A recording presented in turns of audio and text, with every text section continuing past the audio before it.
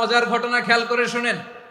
আমার প্রিয় কলিজার টুকরা ভাইয়েরা, কানগুলো খরগোশের কানের মতো খাড়া করে আমার দিকে তাকান।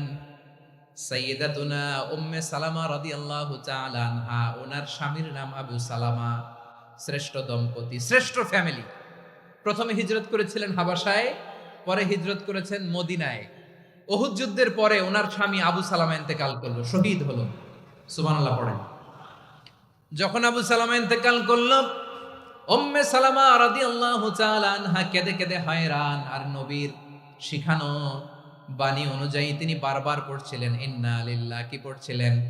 যেহেতু বিশ্বনবী বলেছেন, কেউ যদি বিপদের প্রথম ধাক্কায় পড়ে ইন্না লিল্লাহি ওয়া ইন্না ইলাইহি রাজিউন, আল্লাহুম্মা আজুরনি ফি মুসিবাতি ওয়া আখলুফ লি খায়রাম মিনহা, তাহলে এই বিপদে যে সে যা হারালো তার চেয়ে শ্রেষ্ঠ কিছু দিয়ে আল্লাহ তার বদল দিয়ে দিবে।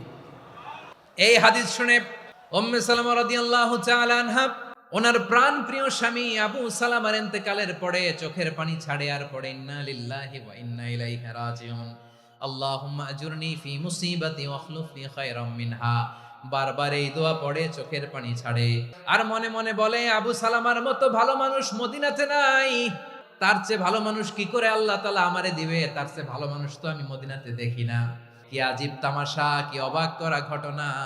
কিছুদিন পরে দেখা গেল সাইয়্যিদুল মুরসালিন রাহমাতাল লিল আলামিন স্বয়ং বিশ্ব নবী উম্মে সালামাকে বিয়ের প্রস্তাব পাঠিয়েছে।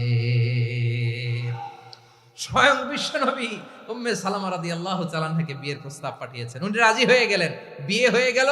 উনি হয়ে গেলেন উম্মুল মুমিনিন, আমাদের মা, পুরো মুসলিম উম্মার মা। চিৎকার করে বলেন আল্লাহু আকবার।